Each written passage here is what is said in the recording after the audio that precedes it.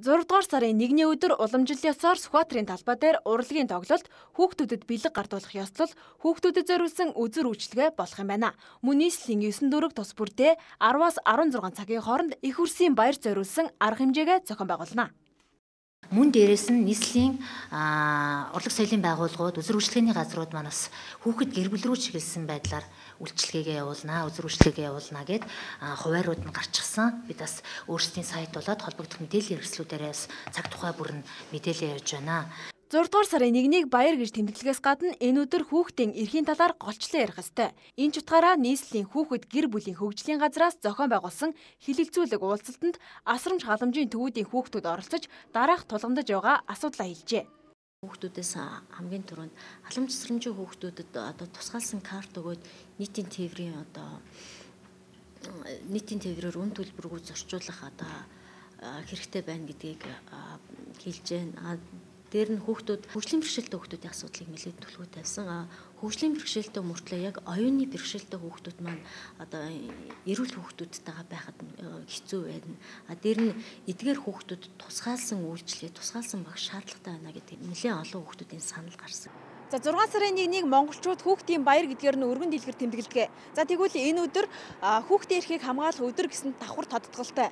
За тэгвэл дээр дурдж байгаачлан гэр бүлийнхээ орчинд өгсөн хүмүүжиж чаддаггүй асрамжийн төвөөр хүмүүжиж байгаа хүүхдүүдэд тулгамдж байгаа олон асуудал байна. За тэгвэл хэдийгээр гэр бүлийнхээ орчинд хүмүүжиж байгаа ч бяцхан нуруундаа даашгүй хөдөлмөр эрхэлж байгаа хүүхдүүд ч мөн тулгамдж байгаа олон асуудал байна. Тэгвэл энэ талаар сэтгүүлч Бүжил лам үргэлжлүүлэх хүргэнэ. За баярлалаа. Тэгэхээр би сурвалжилгаа Барс худалдааны төвөөс хүргэх гэж байна. Тэгэхээр ер нь бол энэ Барс худалдааны төв дээр ажилдаг хүүхдүүдийн тоо сүүлийн жилүүд бол эрс цөөрсөн. Гэхдээ яг амралтын өдрүүдэд бол нэлээ их хүүхдүүд энд ирж ихэнхдээ гүрүүшгийн ажил хийдэм байна. За миний дөө Барсын хаана ажилтээ? Тайз цагт. Тайз цагт яг юу хийж байна? Тэгэл хоол цараал хийжтэй. Тий. Өглөө хэдэн цагт ер нь ажилдаа ярих вэ? Өглөө хичээлээ дараад 2 мөр гэлээ шүү дээ. Тийм үү. Чи хэддгээр ингээ? 10. Тэгээ орой хэдгээд явчихна. Орой 6 мөр гэлээ шүү дээ. Тэгээд 2-аас 10 цагийн хооронд ажиллаад явхад ойролцоогоор сартаа хэдэн төгрөг авч ийн цалаа? Сартаа 100 мөнгө авч шүү дээ.